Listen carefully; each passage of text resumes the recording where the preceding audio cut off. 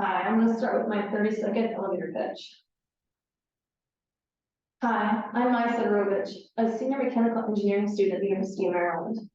My main career goal is to use my engineering knowledge to create custom solutions to help people improve their quality of life. Some examples of this would be designing robots to help stroke patients rehabilitate after their stroke, as well as creating custom home solutions for the disabled to make their homes more accessible.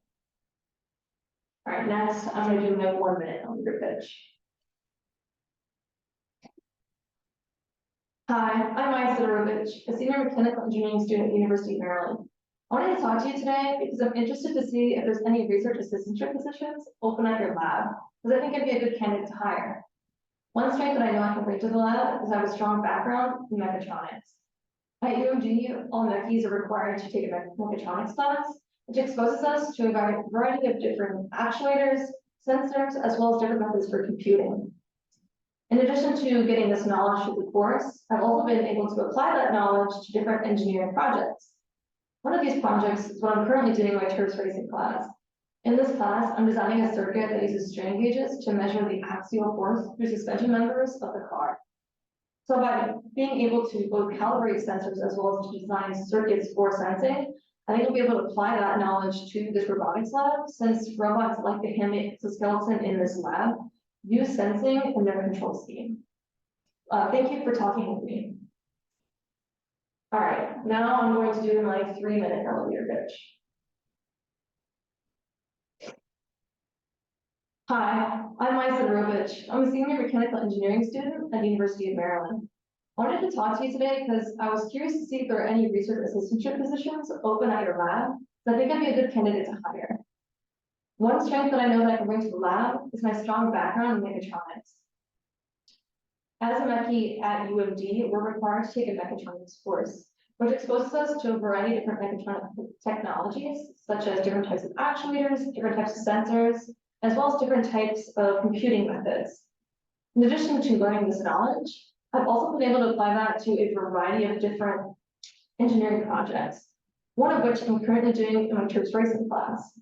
For this class, I'm designing a circuit that uses strain gauges to measure the axial force through members of the suspension in a car. So by being able to apply this knowledge to projects and now being able to calibrate sensors and design circuits for sensing, I think that these skills would be very valuable in robotics lab, in which robots like the handmade exoskeleton at this lab uses sensing in their control scheme.